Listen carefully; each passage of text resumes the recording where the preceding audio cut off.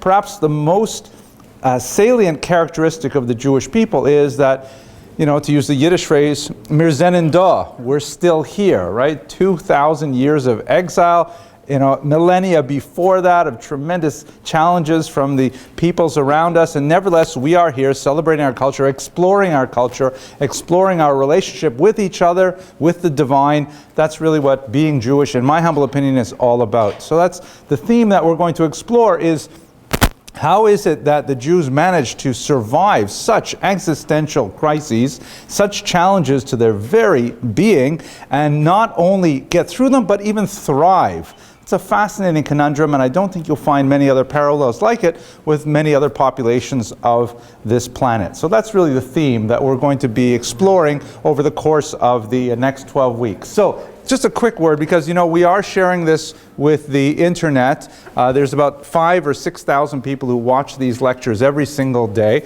So if you don't want to be in the frame, make sure you sit towards the outside of the video there.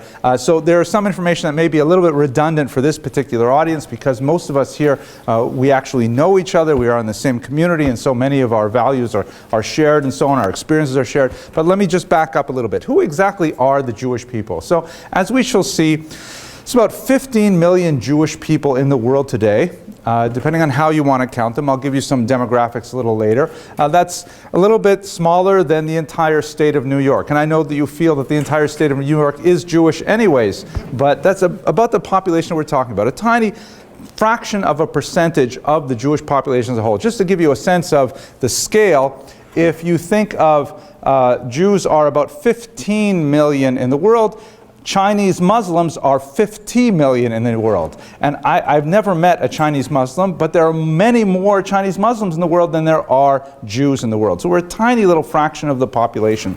We are a gregarious people. We like to hang out with each other. We like to argue with each other. Life is with people, as the proverb goes. We are here tonight, in fact, in celebration of that same kind of Jewish value. We're also a highly diverse people. One of the things that people on my internet audience seem to be confused with is that, Jews are not all Caucasians. We have a wide variety of racial characteristics, African Jews, Asian Jews, and so on. Of course, there are Asian Jews, because otherwise, where would we get our food for Christmas Eve? There are a whole wide variety of racial characteristics that go with Jews. Jews are also highly unpredictable.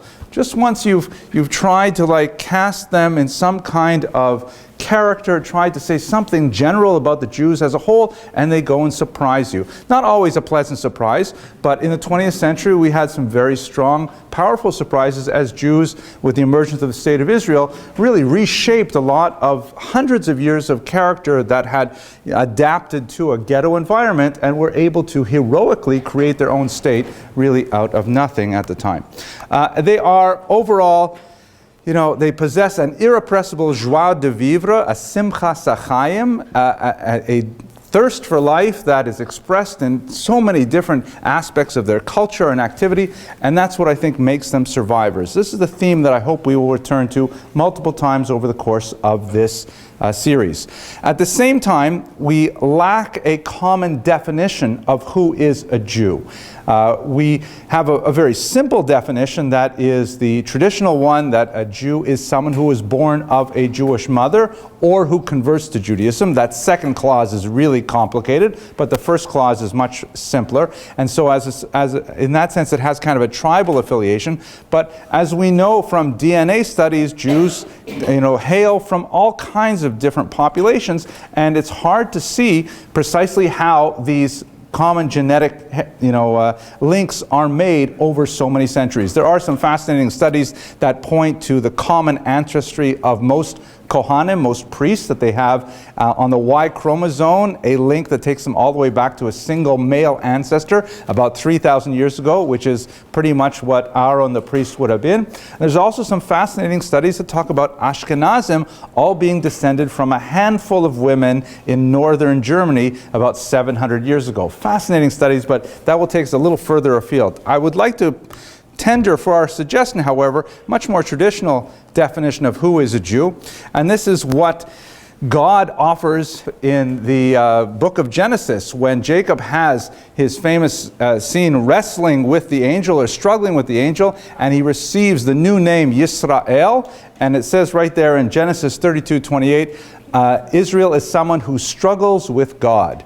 That we struggle continually with our relationship with God. We wonder, how could God allow certain things to happen in the world? What are we supposed to do? God, are you being fair to us? These are the kinds of questions that plague the Jewish consciousness for centuries, and it unites us even as it is one of dynamic tension. And you can see even in this picture by Rembrandt here, there's an obvious problem. We have to just add a little kippah there to Yaakov, so falls into place, struggling with God all the time. Okay, that's enough for sort of the philosophical overview.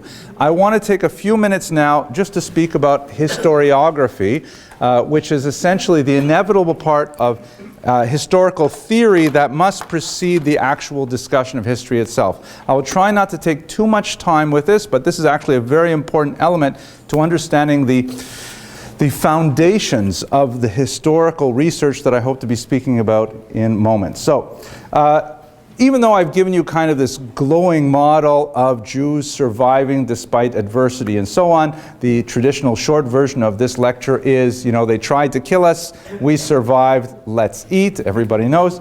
But there's a lot of periods in Jewish history which are not so sanguine, which are not so hopeful and not so really cheerful, enthusiastic, things that we not necessarily so proud of. This picture here, for example, which dates from the 8th century before the Common Era, shows King Yehu. You can see him here prone, a supplicant, and he is showing obeisance to an Assyrian conqueror. So we definitely have moments in our history which we're not necessarily so proud of, but they nevertheless are part of the fabric of Jewish identity as a whole. Let us begin our discussion of biblical history, because we're starting with the most difficult part of Jewish history as a whole, theoretically the most difficult part to study, and I'd like to introduce you to the thought of Jacques Derrida. Those of you who have studied in the humanities are no doubt familiar with his work. Derrida is one of the early postmodern thinkers. He's Jewish, of course, because anyone who's going to disrupt the natural order is definitely going to be Jewish. And Derrida suggested a philosophical model of approaching reality that first reverberated within the humanities, in cultural studies, and then over the course of the 20th century began to penetrate the social studies, and now it's actually affecting the sciences. I'm not going to go into great detail as to what postmodernism is, but I would like to take you to one of his most famous statements, which is, "Il n'y a pas de hors texte," which literally translates as, there is no outside text. Some people have translated even so far as to say, there is no reality, only language. We're not going to unpack that statement, which is actually a mistranslation, but the idea that there is no outside text is crucial for understanding the biblical period. What do I mean by that? So what is an outside text? One way to look at the Bible is to consider it like a puzzle. Right? It is specifically like this puzzle here, the Action Bible Jigsaw Puzzle. I just found this on the internet, and I wanted to order all the series because it has action figures inside it, which I thought were really great. But we have this text, we have this Bible that is a phenomenal source for Jewish history. My gosh, it starts at the very beginning, takes us through this arc of developments, of characters, of tremendous profundity, and gives us the whole story of how the Jews came to be, how they lost their nation, how they regained it, how they lost it again. It's a phenomenal amount of material in this. And it is a lot like the outside of a puzzle box, right? The picture on the outside is a guide for what is inside the box. And this is basically, before the 20th century, how virtually everybody looked at Tanakh, trying to understand it as a historical document and applying the information there backward to history. And then when things came along that confirmed the picture on the outside, we said gewaldic. We said that's fantastic. Like, for example, this one here. This is the Tel Dan Stele, which was found in Israel. It dates from the 9th century before the Common Era. And it has, you can see here in this chalked in part, it actually has in the Old Hebrew script the phrase Beit David. the house of David. So we say, fantastic, we have these amazing Bible stories about Melech David, King David, and look, here is a reference to the house of David from the 9th century. This, as it were, confirms the Bible. And for much of the 20th century, that's how archaeology worked with the Bible as a text, trying to determine Jewish history, looking at the Bible as the template, the outside of the picture, and then whenever any piece of data was found that could fit into that, was fantastic. We had a huge celebration. There was a kiddush with herring. Everyone was pleased. However, historians who do not necessarily start with that background say, no, it's much more complex. It's kind of like this. There's no picture in the box, and we are confronted with a whole bunch of puzzle pieces. And we're going to start figuring this out. We're going to lay it all out, and we're going to see what the puzzle looks like. But we can't use the outside of the box as a template to figure out what is inside the box, what the puzzle pieces actually look like. Archaeology is still a very young discipline. It's very inexact. It's much more art than science in many ways, and it is very easy to distort the historical record through archaeological finds to either support or deny the veracity of the Bible. So archaeologists and historians in particular have therefore found themselves somewhere on a spectrum between two poles. On the one hand, you have the so-called maximalists. These are people, probably like myself and yourself, who believe in the validity of the Torah as a God-given document and look at it and say, this is my history. And then when we find archaeological evidence, we fit it into that picture. Just like we use the outside text. We use the puzzle box cover as our guide for exploring Jewish history. That is, a time-honored way to study history is the Word of God, whatever exactly that means. The Bible begins in medias res. It was only given to Moses at Sinai hundreds of years after the events that it describes, the wandering of Abraham, the creation, and so on. So minimalists say you have to forget about the Bible, just look at the puzzle pieces and fit them together as best you can, and that's going to be your history. Naturally, minimalist historians come up with radically different versions of ancient Jewish history that we would find shocking and very contrary to our accepted notions of where we come from and who we are as a people. We're not going to go too far down that road because we are, after all, in a shul, and we are going to celebrate our common history. But I am pointing out to you that the state of the field right now is very much in flux. The tension between the so-called maximalists and so-called minimalists, and I will state, by the way, most archaeologists and historians find themselves somewhere between those two poles. It's very hard to find a complete maximalist who's actually got a job or tenure in a university, and it's also very hard to find a minimalist who is so blind as to say, I'm not going to use the Bible for any information regarding history. But that's essentially what is the crisis in determining the actual history of the Jews based on this rare text. These thoughts, which I introduced to you through the words of Derrida, il n'y a pas dehors texte, there is no outside text, there is no guide like the Tanakh to give us direction as to how to understand the ancient period. This has phenomenal implications for lots more than Jewish history. It has phenomenal, existential challenges to Yiddishkeit in general, and very few people have actually engaged with these things. One exception is Rav Shagar, shown here, who is known as the postmodern thinker of Judaism and has tried to deal with Derrida's implications for a believing Jew. Okay, that's it for the theory. Thank God now we can go straight to the history. I'm sorry for the detour here. So let's look at Jewish geography. Where do the Jews come from? Again, the first couple of elements in this lecture are going to be based primarily on the biblical record because we simply do not have an archaeological record that will give us comparable data. The biblical record is really clear, and of course we read it every year. We go through the entire cycle, the first 5 books of Moses, and we explore the origins of the Jewish people year after year. We know from the Bible that the origins of the Jewish people are in an individual named Abraham and his wife Sarah.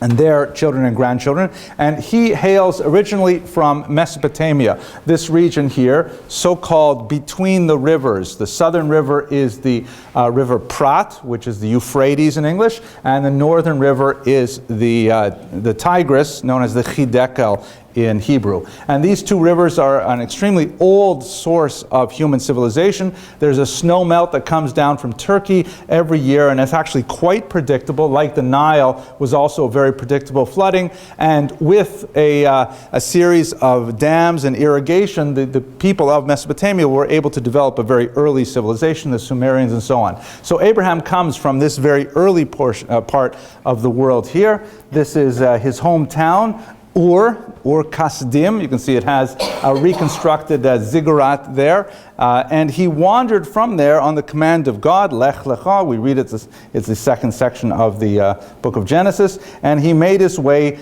to the only country in the Middle East without any natural deposits of oil. So just looking at where Israel is located here, and don't get too upset, please, about the way that the lines in the map are drawn. This is taken straight from Wikipedia, and there's a lot of political sensitivities about such things. But note that Israel is at a strategically important location. It is at the crossroads between three continents: Africa, Asia, and Europe. Any trade, especially overland trade from Africa through Asia, has to go through Israel. Major ports are established in Israel for the maritime trade. It's a connection as well to the Mesopotamian region here and into the Persian Gulf. So it is really a crossroads of history. And you see this even more importantly when you look at this map here, which is a satellite map, which shows you a little bit more about how important it is. You can see that you've got all this brown over here, which is essentially desert, and this tiny little strip of green here, a tiny little strip where you can actually farm and produce goods for living, for life. So there were two roads that would cut through Israel, the so-called Via Maris, or Derech Hayam, that would go along the coast. This was kind of like the A1A of Israel. And the other was called the Derech HaMelech, or the King's Highway, which has been transplanted, of course, into Brooklyn. And the Derech HaMelech went just inland a bit. But these two routes were extremely important for all overland trade and connecting to the maritime trade as well. So Israel was at a strategically important location, and as a result, of course, it was the victim of the depredations of many surrounding cultures for much of its history. You can also get a better sense for the geography, and geography is very important for what historians call la longue durée, the long duration, the long arc of history, which involves many other factors beyond the narrow human activity. You can see here from this map, which does not show vegetation, it shows elevation, that there is a flat land that extends along the coast, and then it's bisected by these mountains here that tend to be very arid, the Judean desert in the south and so on. And then there is a tiny amount of water here, the River Jordan, the Kinneret, and so on. So Israel is really just a tiny strip of land which has a little bit of arable area and is the crossroads of so many places. Here's another way to look at it. The 3D view, you can see how tiny it is. It's only a fraction, for example, of the state of Florida. In fact, I didn't think of lining it up with Long Island, but I think it's probably about the same size as Long Island, except it's facing straight up instead of Long Island, which is sort of tilted like most of the people who live here. So you can see that the distance from the Jordan River over the mountain range into the lowlands is 55 kilometers, that's about 30 miles, and then to the ocean is another 15 kilometers. So you could almost walk in a day from Jordan to the Mediterranean. It's a tiny little waste, a tiny little strip of land, and yet it has such outsized impact, even to this day, on world history. So that's just a little bit of the geographic context. Now, the Jews will be, as we shall discuss, will be dispersed from this land multiple times. What I'd like to do with this slide is just give you a very quick flash forward to the present day, and then we're going to go back to the biblical period in earnest. So how did Jews get from Israel? We have major demographic upheavals in the 6th and the 1st century. This is when conquerors chose to impose population transfer as a way of controlling the rebellious nature of the Jewish people by trying to like displace them to other lands. So we have two of those major exiles, and this results in significant population growth in Mesopotamia, where the Talmud would be written, in North Africa, in Egypt and Tunis, places like that, and even the Italian peninsula. Of course, the Romans would take tens of thousands of slaves to Italy.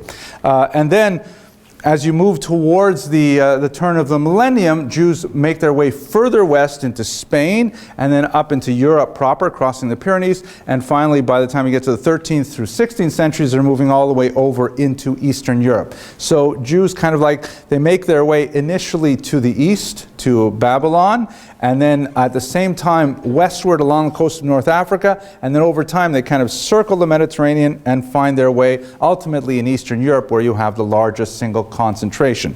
Then in the late 19th and 20th century, you have massive population movement of Jews from Eastern Europe in particular to the New World here, the United States of America, Canada, Brazil, South Africa, and so on. Here is one last slide to look at before we go back to the ancient period. This is a representation of the current population of Jews in the world.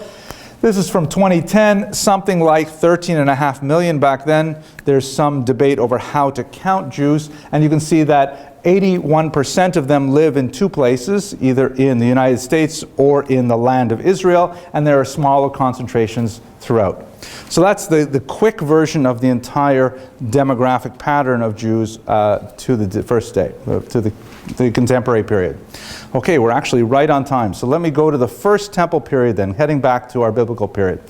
So as I mentioned, in the context of postmodernism, we have two very different sets of information to work with. We have the literary evidence, which is primarily in the Tanakh, the Torah, which is hugely valuable, but not always corroborated by external evidence such as archaeological evidence. What we find from digs, statues and documents and so on, whatever we get from other cultures. I'll show you exactly where those tend to overlap, but the very earliest period is well documented in the Bible and pretty much nowhere else.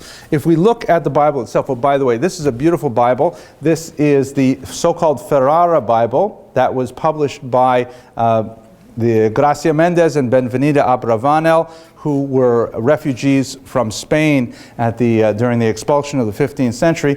And they published this Bible essentially for Jews who were unable to read Hebrew because they had been under Spanish persecution. And it's got this amazing image on the front cover of a ship that's clearly distressed. The mast is broken. There are these monsters waiting for them in the ocean. And by choosing an image like this on the cover of a Bible of all texts, it really says something about what was so important to them, about how they wanted to express what it was like to be in diaspora and be in danger. But the Bible itself would protect them.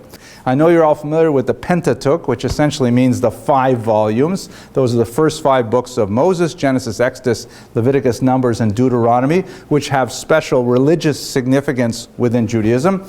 From a historical perspective, you have to add one more, continuing through Joshua. And these give us the outlines of a history of the Jews as they emerged from Mesopotamia, settled the land of Israel, endured Egyptian servitude, and then returned to the land of Israel. That's the big arc of Jewish history in the ancient period. And again, unfortunately, it would be so fantastic if we could find lots of archaeological evidence that could support this story, but all we're left with is the puzzle box, the cover itself that tells us about this.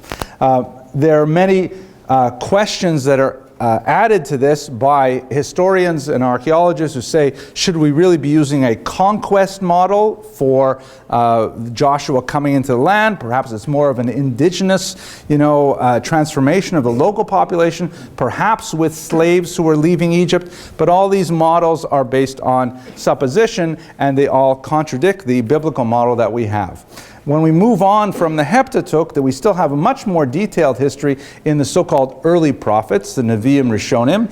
The books of Judges, Samuel, and Kings give us the heroic story of the golden age of the Jewish monarchy, in particular the reigns of three glorious kings, King Saul, King David, his son-in-law, and King Solomon, his grandson. These three kings really shaped the Jewish monarchy, and it represented a high point in Jewish civilization in the period, the most concrete demonstration of which was the construction of the first temple by Solomon. All of these events are broadly known to all of us in this room, of course, and if you are unfamiliar with them, I strongly recommend you just pull out a Bible and read them. They're fascinating, well-developed characters, lots of plot twists, and it's just absolutely fascinating, but we do not, once again, have a lot of historical data to support the story other than the text itself. Moving to the end of this period, which is primarily described in the book of Kings, after King Solomon dies, there is a civil war, and the Jews split into two distinct kingdoms, the kingdom of Israel to the north, the kingdom of Judah to the south, and as this house is divided, of course, it will not stand, and ultimately they are conquered by external enemies, and both of them are ultimately dispersed. Let us now turn to the archaeological record. Everything I've said so far, I'm sure, is basically review. You're familiar with it from your studies of Tanakh earlier. So the archaeological record has some fascinating things. If we go back to the earliest references to Jews or Israel, we find things like this amazing figurine here. This is from the 18th century before the Common Era, that is the 1700s BCE, and it is what they call an execration figurine. When I first learned about these things, I actually laughed out loud. These are so funny. What are they? So execration figurines, sometimes they're called execration texts, comes from the word excrement, and they're basically like when you don't like someone, what you do is you write their name down on something like this doll, and then you break it. And that's how you express your disgust with this person. And the fact that they call it execration text is they're like, emails that you never send, but these you kind of do send, you break them and so on. And this is where we get our first references to Israel in archaeology. This is a text written on this figurine that mentions possibly the city of Jerusalem. But the problem with these execration figures, besides the fact that they're fascinating into themselves, they're primarily useful for topographic information. Like they say the word Jerusalem, and we say great, but they don't say anything about Jerusalem other than the creators of the figurines didn't like Jerusalem. That's all we know. So they're not especially helpful to answer the questions of where did the Jewish people come from and so on. They certainly don't support the Bible other than to the extent that there are people in the biblical period who did not like Jews, and that of course would be a huge revelation for all of us. Here is another one. This is actually a fun one. This is the often cited as the earliest clear reference to Jews per se in the archaeological record. This is the so-called Merneptah stele, and it has a long description of what the pharaoh Merneptah did in his lifetime, primarily various peoples that he conquered, and various empires that collapsed under the weight of his attack and so on. And then down here at the bottom there is this interesting passage which has one little phrase, Israel is wasted, its seed is no more. So archaeologists have, first of all, it's really fascinating. It shows that there was a place called Israel, that Merneptah knew about it, that Merneptah had problems with it. So much makes sense with regards the figurines we saw earlier. But it doesn't refer to a place, doesn't refer to a people.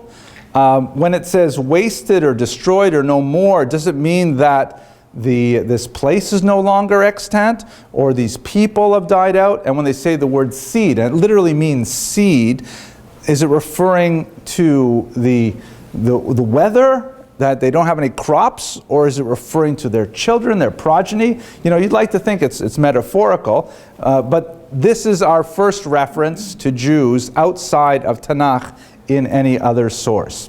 And here's one last one that I'd like to show you here to give you a sense of this.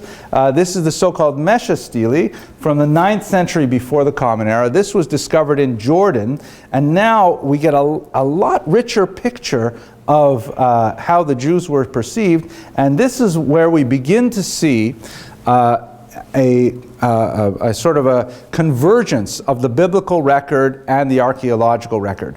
Prior to this, we really don't have much more than the little pieces that I've shown you. But this is the text partway through the stele. It says, I am Mesha, son of Chemoshiati, king of Moab, right? Moab would basically be Jordan today. So this is a non-Jewish king writing in this stele, and of course it's a kind of a monumental architecture. It was meant to stay a long time. It was meant to celebrate their victories and so on. And he says, Omri was the king of Israel.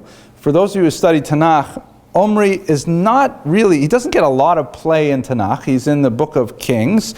His son Achav gets a lot more development than Omri, and he's mentioned in this text as well. But Omri is where we begin to see a lot of cross-references in other archaeological sites. So he says, Omri, the king of Israel, oppressed Moab for many days, for Chemosh, the god, was angry with his land, right? Chemosh, the god of the Moabites, was using Omri, the Jewish king, to punish the Moabites. And his son Achav succeeded him. He was even worse. This is Ahab and Jezebel, right? And he also said, I will oppress Moab. In my days did he say so. But I looked down on him. This is the king of Moab speaking. I looked down on him and his house, and Israel has gone to ruin. Yes, it has gone to ruin forever. I'd just like you to observe for a moment here. Is there a pattern developing, you see, from the 18th century through the 13th to the 9th century? It seems that a lot of the neighbors of the Jews don't like the Jews, and they keep on predicting that it's over now. We've finally taken care of the Jews. This is essentially the story of Jewish history, unfortunately, right up until our own times, where people are constantly claiming that they have finally wiped out the Jews. Chas v'shalom lo aleinu. But that is essentially the kind of information we get from much of the archaeological record. So at this point, just to recap for a second, the very earliest parts of the Bible, we have to rely on the Bible for reconstruction at this point because we don't have a lot of archaeological detail. With the reign of King Omri in particular, in the book of Kings, that's when we begin to see a lot of corresponding information developing from surrounding cultures, which are also becoming much more sophisticated at this time. By the time we get to the 6th century, or the 8th century before the Common Era, that's when Assyrians attack the northern kingdom and spirit away much of its population. Now, contrary to popular belief, the 10 lost tribes were not removed surgically from the land of Israel. Only a certain portion of those Jews living there were actually removed to Syria. We definitely have interesting correspondences of things like Abrahamic names among Assyrians in various inscriptions indicating that there were Jews who were taken, like the biblical account says, to Assyria. But we have lots of Jews who are still living in the land of Israel. It's not a complete and utter exile. Most of the 10 lost tribes were never lost. They lost their tribal affiliations, perhaps, and over the vicissitudes of time, we no longer have a clear sense of who belongs to the tribe of Gad and who belongs to the tribe of Asher, but most of them still lived in the land. Similarly, with the depredations in the south, in Judah, under the Romans, under the Babylonians, there's also not a total emptying out of the Jews. Jews continued to maintain a presence in the land right up until the present day, although very tenuous at certain points, particularly in the medieval period. So we have two major exiles, the one in the north that took away much of the leadership of the population of Israel to Assyria, and then in the south in Judah, taking them down to Babylon, a little further south to where you would eventually have the Talmudic academies. And then in the middle of the 6th century, you have the King Cyrus of Persia, who dramatically proclaims, also well described in archaeological record as well as the The biblical text, Cyrus proclaims that Jews may have their liberty, they may return under Persian supervision to rebuild their temple in Israel. This is the so-called Cyrus Cylinder, which records some of the text of those decrees, indicating that Jews and others may follow their own religious proclivities. This institutes the Second Temple period. Now we're talking about the late 6th century, roughly the year 539 and onwards, before the Common Era, and they reconstruct the temple that was destroyed under the Babylonians. They basically live under Persian influence for a couple hundred years without too much incident, and then towards the end of the 4th century before the Common Era, Alexander enters the region. Now, I know I spoke here in this room about 4 or 5 weeks ago, and I think I recognize almost all of you from that talk, so I'm not going to go into great detail as to what this meant and what the Hanukkah Rebellion was all about, but I do have to hit some of the highlights so that we understand the impact on Jewish history as a whole. Alexander emerges from Macedon, northern region of Greece, and in an incredible military onslaught, he actually manages to unite these very disparate kingdoms. He conquers the entire eastern Mediterranean. He pushes all the way through the Mesopotamian region and even into Central Asia as far east as Afghanistan.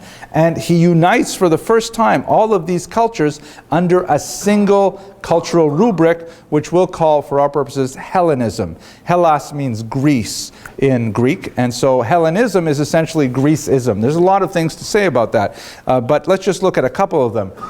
Hellenism at this time was an extremely highly advanced culture. They had the philosophy of Socrates, which we are still studying today. As it's been said, all philosophy is merely footnotes to Plato, which is Socrates' student. We are still studying the ideas of the Greeks in the 5th century before the Common Era. The thought of Aristotle, huge impact on Jewish thought. Maimonides had tremendous respect for Aristotle and quoted him liberally.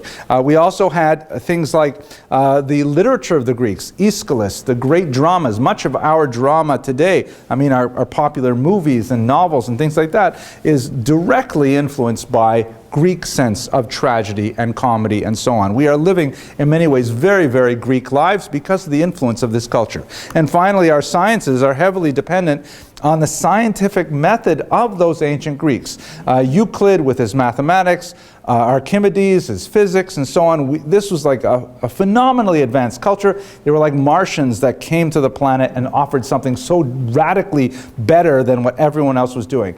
Now, Jews are highly syncretic by nature.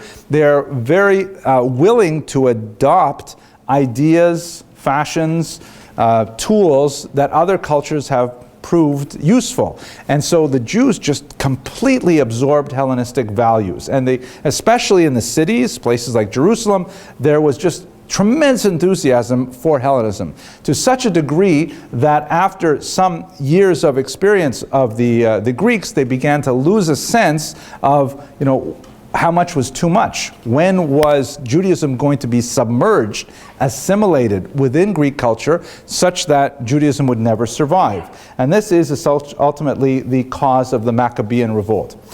Alexander himself died very young. He wanted to push on further east. His troops were exhausted and said, we've got to go home. He died on the way back, possibly by alcohol poisoning in his 30s.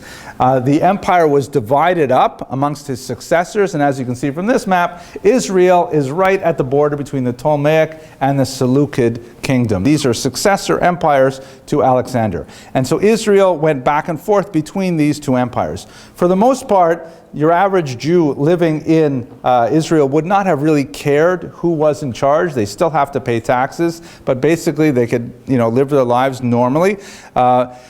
But the urban elites, particularly in Jerusalem, were very much interested in who was in charge because they really wanted to adopt Greek norms to the highest degree possible. As I discussed when we talked about this for an hour a few weeks ago, not only were they adopting things like Greek names, Greek math, Greek literature, all kinds of elements of Greek thought, they were actually absorbing things which we would find really, contrary to basic Jewish values, such as, for example, the practice of the Olympic Games or athletic contests in general, which were always performed totally in the nude. They were, supposed to be a celebration not only of physical skill, but also of the beauty of the human form. Like when you watch figure skating or gymnastics or something like that, it's like something amazing to see. So they had this, but they took it to the max by saying you have to perform it in the nude so we can really see, musculature and things like that. So Jewish boys, when they would go in to, compete in these competitions, the Greek audience would look at them and say, look at what the Jews do. They take a perfect specimen of humanity and they putschke them up like that. So they were actually Jews who would go through a very primitive form of surgery called epispasm in an attempt to hide the mark of the circumcision, an attempt to look as pre-circumcision as possible. Very painful and crude operation, but it's referred to in the rabbinic literature as Hamephir Bris Avram Avinu, someone who denies the covenant of Abraham our father. So this just gives you a sense, though, of how far they were willing to go to try to absorb Hellenistic values. Things came to a head when Antiochus Epiphanes IV came to power in the year 174.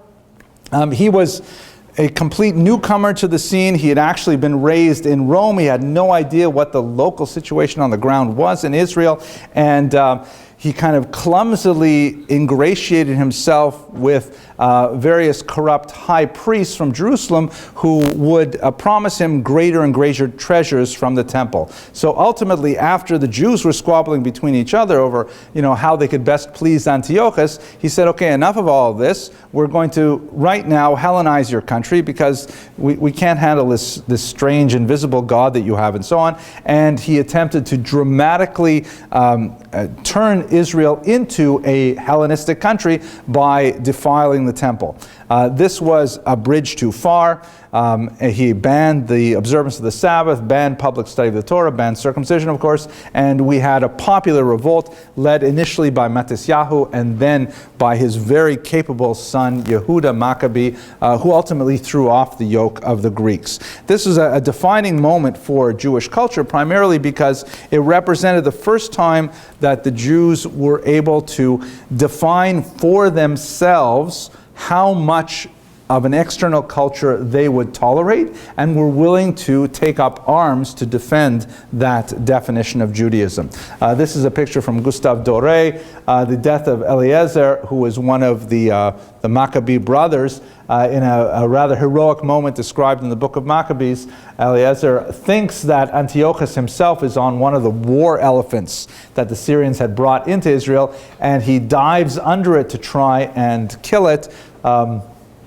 He is successful in killing the elephant, but then it collapses on top of him and he dies a death on the battlefield. But this is a really defining moment for for Jewish self-identification, and that is ultimately the message of Hanukkah. It is highly ironic, of course, that it always falls out in December, so that's one of the times of year when Jews have the most pressure to try to conform to secular values in Christian culture.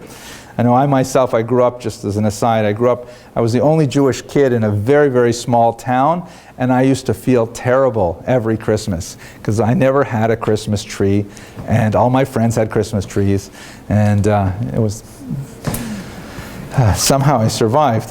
But at any rate, so that's important. Now let us take this time to just reflect a little bit as we come to the end of this period. We have covered quite a bit of history. We've gone back from the very earliest period of Jewish history, and we've looked at the sources. Once we emerge through the kind of heroic period of the great kings, Saul, David, and Solomon, then we begin to actually see a lot of the biblical record really being reinforced by the archaeological record, especially with King Omri and his son Achav, where there are multiple points of contact between other records and our biblical text. The story continues with for hundreds of years with the conflict between the Jews and their neighbors, usually not ending well for the Jews, but ultimately in a glorious act of rebellion, the Maccabees managed to define for themselves and really for posterity what it means to be a Jew. And this is perhaps the lesson that we should take away from our understanding of this first period of Jewish survival. The existential threat of absorption within a very powerful culture is something that Jews continue to strive with, especially when they're living as a minority within very powerful host cultures. Jews must learn to find a way to identify themselves without ending, in conflict with our neighbors, but at the same time staking out the boundaries of what it means to be a Jew in the contemporary period.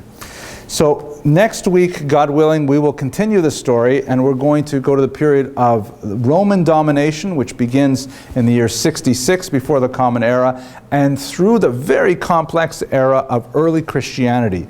Christianity, of course, is a daughter religion to Judaism. The early Christians were all Jewish and represented a breaking away, let's say a breakaway million of global proportions, and we'll understand exactly what was going on, I hope, within that very complex time. This, by the way, is from Notre Dame. It is an image of the synagogue as represented in the form of a woman, and the serpent wrapped around her head is indicative of alleged Jewish blindness to the truth of Christianity. This is the kind of material that we'll, God willing, discuss next week. I want to thank you very much for your attention, and I look forward to seeing you next week.